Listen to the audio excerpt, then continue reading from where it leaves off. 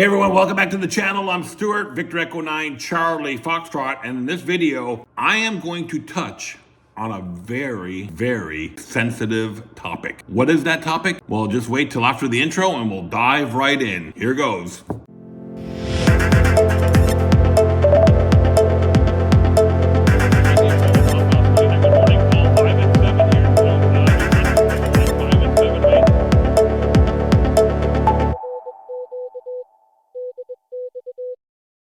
So welcome back to the channel, everyone. My name is Stuart, Victor Echo 9, Charlie Foxtrot. And before I get into today's topic, allow me just 10-15 seconds to tell you why I make these videos on this channel. I love working with YouTube. I've been working professionally in the marketing world for a number of years, and now that I'm sort of retired from that and not working as much, I wanted to take some of my skills and put that to use to better the amateur radio community. And so I make these videos to help amateur radio operators worldwide get the most from the hobby. Sometimes that's talking about different trends. Sometimes that's talking about rules and regulations, or even just sharing my experience. That's the purpose of this channel. I don't make a lot of money on YouTube. I make enough to buy maybe a case of beer and a package of cigars every once in a while. But I tell you, I'm not going to get rich off YouTube from the advertising. So I try to be as authentic as possible with my videos. And so today I received an email from my friend Brandon, Kilo Zulu 4 Charlie Papa. If you guys are active on POTA, you probably heard of Brandon, big signal from Kentucky. Brandon wanted me to touch on the DX code of conduct. And as many of you know, I love working DX, and working DX is very, very troubling at times because sometimes you just can't get over what we call the European wall, and sometimes you're just getting smothered by other stations. There's a few countries that are very notoriously bad for poor operating. Just go work any DX, you'll hear them. You'll know who they are. So I wanted to touch on the DX code of conduct, and I welcome any comments in the comments below. And before I get into this, I'm not going to say that I'm an angel. I've probably broken a few of these guidelines in the past myself, just because I have to compete against other stations that just keep calling and calling and calling DX contacts, or even in the POTA world, some people just keep calling and calling over top of other people. It's terrible at times. Anyway, let's get into the rules. This video is going to be a 25-minute video on the DX code of conduct, and I'm sure you guys all don't want to hang around that long. There's 13 guidelines in the DX code of conduct. We're just going to touch on them very, very quickly, and I may elaborate on a few of them. Some of them will just make common sense. Wait a second. Common sense and human behavior? No, they don't go together. So I may have to explain a few of them. Guideline number 1. I will listen, and listen again before calling. That's self-explanatory. Make sure you listen to how the operator is operating, ways of calling CQ, their mannerisms, they're just a rhythm. That goes for POTA and DX. Just make sure you understand the rhythm of the person. Are they one of those ones that are very quick? Are they, for me, for example, when I'm doing POTA, I'll call CQ and I'll answer right away. Or are they like some others that just take 30 seconds to, digest everybody who's calling before they start calling? And if you get a slow operator, and I don't want to say slow in a bad way, just slow in general, you calling your call sign over and over and over again isn't helping the situation. And I'm sure we'll get into that as we go. Guideline number 2, I will only call the station if I can properly copy them. And so make sure that you can actually understand the station. If they're just in there and if they're like a 2x2 and you're having a real difficult time copying them, it may not be worthwhile to call them at this time. You may just want to take a pass and maybe try again on a different day. But only contact the station if you can properly copy them. Guideline number 3, don't trust DS clusters. Don't copy or don't trust the POTA spot page. Perfect example. Today,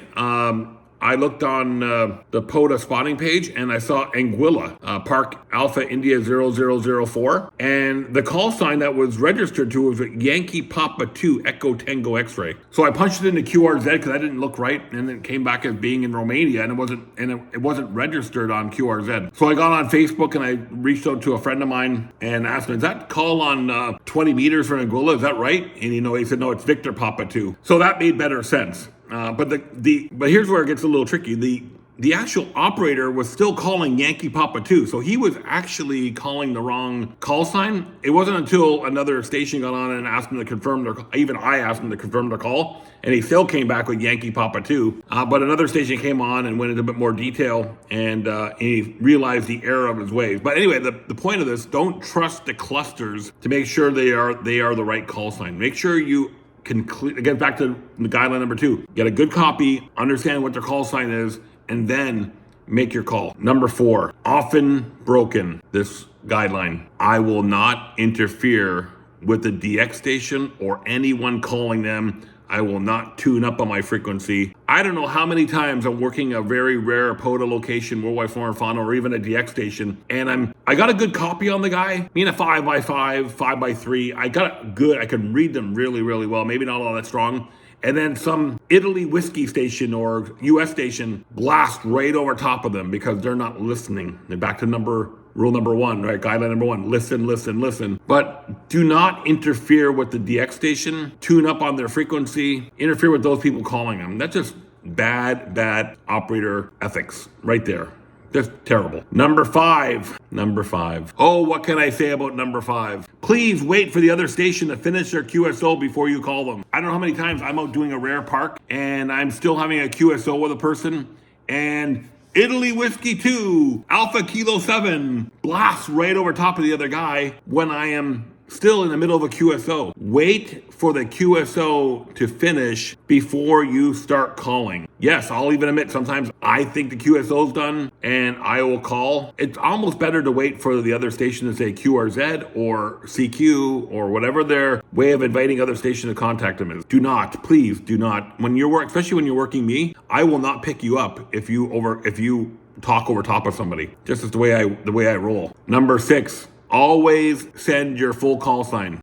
This is a parks on the air thing, okay? This is where really, I just don't operate stations this way anymore. I will be working a parks on the air, especially from maybe an all-time new one or a very rare parks on the air location. And I'll get these guys going, park the park, park the park, park the park. I will not pick you up if you just keep yelling, park the park. Even if I got a perfect 5 and 9 copy on you, I will not pick you up. And if you're working DX, say your full call sign. I don't go Charlie Foxtrot, Charlie Foxtrot, Charlie Foxtrot. You say your own call sign, your full call sign every single time. One of the reasons why I changed from V9 SRC to V9 Charlie Fox is because it was easier to get it out in a pileup. Unless you're on a DX net where they say send your last 2s and then send your last 2s because that's the way they operate the net. But, always give your full call sign. Number 7, this kind of ties in with all the other ones. I will call and I will give a suitable interval between my calls. Just don't go V9CF, V9CF, and that gets, always use your phonetics.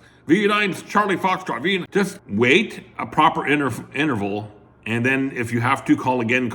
But don't call continuously over and over and over again. Number 8, you will not transmit if the DX station or the POTA station calls another station. Happens to me all the time too. I'll hear a Golf Whiskey 7 station call, and I'll go back to them, and all of a sudden you get this Italy Whiskey 3. I don't know why I'm picking on Italians today, but they're probably one of the worst offenders.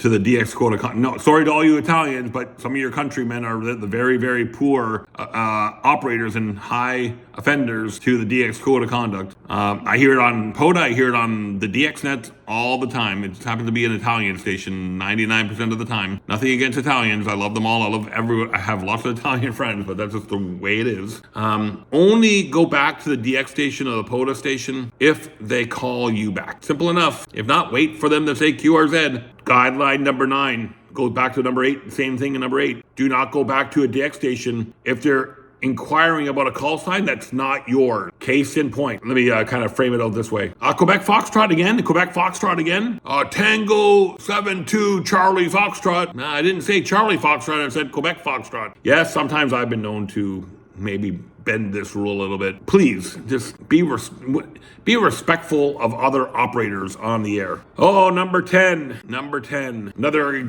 glowing example from last week. I was working a POTA pileup. I don't know why these POTA stations sometimes get the pilots that they do, but they do. And this guy was operating different call areas. So he was somewhere in Iowa or Nebraska, maybe because it was a rare state, South Dakota maybe. And he had a good pileup, and he decided to start working different call areas. Guideline number 10 is do not go back to a DX station or a POTA station who's calling a geographic area that's not yours. So in this example, this guy was calling, 9 or 1 call areas, and you would hear, Kilo 6 and Alpha Bravo 6 and Alpha Bravo 4 and Quebec 4 when he was calling a different call area. Be respectful and only go back to the call area that people are calling, and if it's not yours, then don't transmit. Number 11, when working a DX station, do not give your call sign again unless you think he's got it wrong or he asked for it. So if I'm working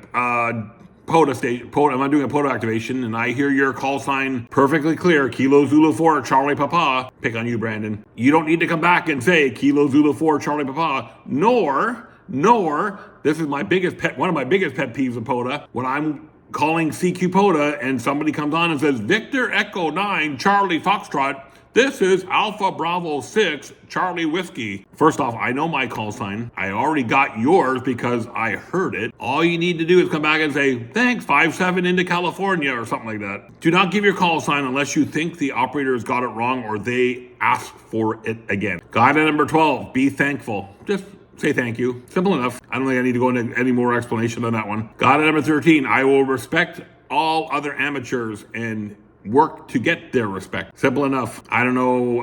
If I have to explain these last 2 ones, then society is more messed up than I think it is. Anyway, there you have it, folks. The DX code of conduct with some personal examples on how it relates to DXing and POTA and World Wide Flora Fauna. Brandon, I hope I did it justice, my friend. I hope I got it covered the way you wanted me to cover it. I'm Stuart, Victor Echo 9, Charlie Foxtrot. Merry Christmas, everyone. It's December 23rd today. Hope you guys all have a great holiday season. Thanks for subscribing to my channel this year. Thanks for all your support. Thanks for working me on the air. We'll be back out on the 29th again for the Winter Chill WWF event, and we'll be on the 28th for the Rack Winter Challenge. Make sure you, if you hear me on the contest this weekend, please feel free to give me a shout. The exchange will be 5-9 in your state, I think it is, or 5-9 at a serial number. Just double check the rules. And we'll see you guys in a future video. Bye-bye for now.